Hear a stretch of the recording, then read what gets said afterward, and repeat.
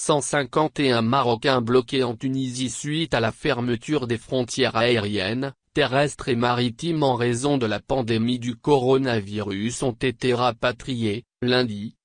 dans le cadre d'une opération prise en charge par les autorités marocaines. Le consul général du Royaume à Tunis, Ali Benaissa, a indiqué que cette opération s'est déroulée dans de bonnes conditions,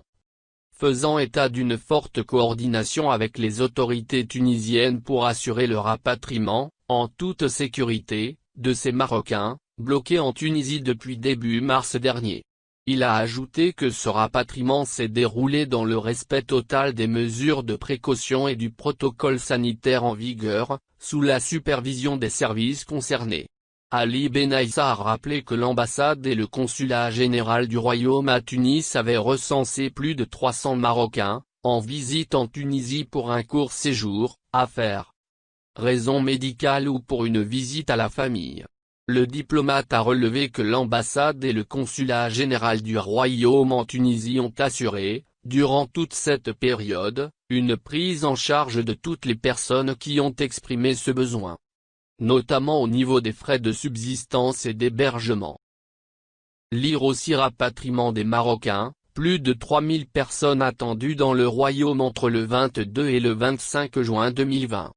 Il a été procédé aussi à la satisfaction des demandes de certains ressortissants marocains qui avaient besoin d'un suivi médical en facilitant leur accès à certains hôpitaux tunisiens pour effectuer des examens médicaux et en leur fournissant les médicaments nécessaires,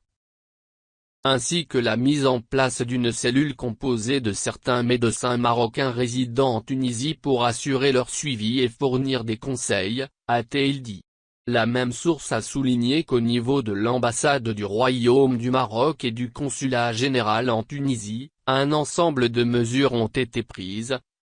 notamment la mise en place d'une cellule de crise au niveau du consulat général, précisant que ces mesures interviennent en exécution des instructions du ministère des Affaires étrangères, de la coopération africaine et des Marocains résidant à l'étranger, adressées aux missions diplomatiques et aux consulats conformément aux hautes orientations de SM le roi Mohamed VI.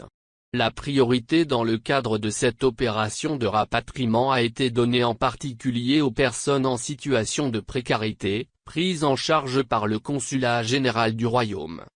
celles souffrant de problèmes de santé ou de maladies chroniques, ainsi qu'aux personnes âgées et aux enfants, a-t-il expliqué. Lire aussi consulat français au Maroc, ce qu'il faut savoir sur les demandes de visa. Et de noter que le gouvernement, conformément aux hautes orientations de SM le roi Mohamed VI, a pris en charge tous les frais liés à la mise en œuvre du programme de rapatriement des Marocains bloqués à l'étranger, dont ceux de la Tunisie. Les autorités marocaines prendront également en charge tous les frais liés au logement et aux tests de dépistage au coronavirus dans le respect le plus strict du protocole sanitaire en vigueur, pendant les jours de confinement de ces bénéficiaires au Maroc.